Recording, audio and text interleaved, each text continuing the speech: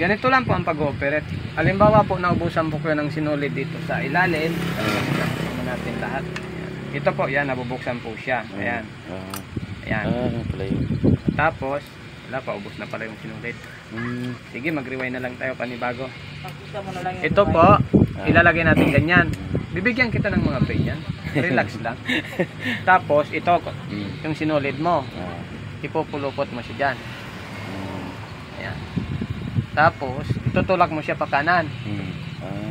Tapos, apakan mo na yung pedal niya. Ito, hawak mo lang siya. Para hindi sumama yung karayom, ito luwagan mo lang. Yan. Pag naluwagan mo yon, ang ganda ng takbo niya na. Hindi sumasama yung karayom.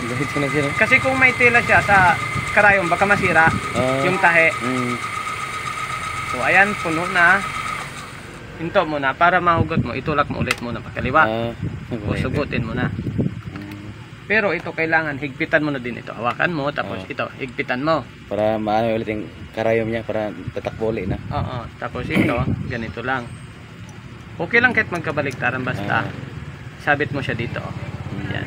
Nakitang-kita sa video. Ayan. Tapos ilagay mo na siya dito. Idiin mo siya ng konti. Yan. Bitik na siya. Tapos ito na yung malaking karayom ilagay ko ha. Sige. Ito niluluwagan para maipasok mo yung karayom. Ayan, may sagad na siya. Nakasagad na sa bakal. Ayan. Tapos higpitan mo lang. Nakikita Ayan, mahigpit na. Tapos yung sinulid naman, pag malaki sa lapag lang. Pag maliit, ito yung bigay ko din so, para may lagayan ka. Ayan, tulad yan. Dito lang po. Diyan mo lang siya dito. Ayan. Tapos dito sa number. Ikot. Tapos sabit mo siya sa pick-up. May pick-up din yung ano, 'di ba, yung laruan? Meron din. Ayan. Dire-diretso na 'yan sa karayom. Idaan mo na din sa mga sabit-sabitan niya. So ilalagay mo na lang sa butas ng karayom. Basta yung plat ng karayom nandun sa likod Sa likod banda. Katulad nung ano. Meron din. May iba yung ano doon sa yung ano, may ibang may karayom na puro bilog siya no? Wag hindi yung pwede. Yung sa ano kasi bilog yung puro bilog yung ano niya. Ayan, nakasabit siya, 'di ba? Nakapasok. Ikutin mo 'to para makuha yung sinulid sa ilalim. Habang iniikot mo 'to, inatak mo din 'to. Ayan. Ayun ano, kupasal. Kasi magiging dalawan, ilalagay mo siya sa likod. Pwede na tayong manahe. Ito naman sa mga maninipis na tela. Yung maganda kayo, bakal talaga siya no? Hindi siya basta-basta. Opo, kasi mahirap yung plastic. Yan. Bago ka magpalit ng tahe kung ano yung gusto mo, ito, ipipress mo to. Yan. Ngayon, saka ka naikutin mo to. Ano bang gusto mo ng tahe? Kunwari. Mga sigsag. Borda kunwari. Borda. Ayan, number 7. Ito yung sigsag sa pinakagilid. Yung kagilid. So, ayan na. Ito kailangan ilagay mo dun sa number 5. Kasi yan yung liit at saka laki ng tahe. Ito naman yung sinsinat sa kaluwag. Ayun ano. Malay mo magtahe ka ng mga cocktail na. Yung ano. Malay mo nakalimutan mo yung pag-electrician. Kasi babae naman yung anak mo, di ba? Babae. Yun. Turuan mo siya. Napakaganda niya manahe. Bakit pa ka na-iwi na yan?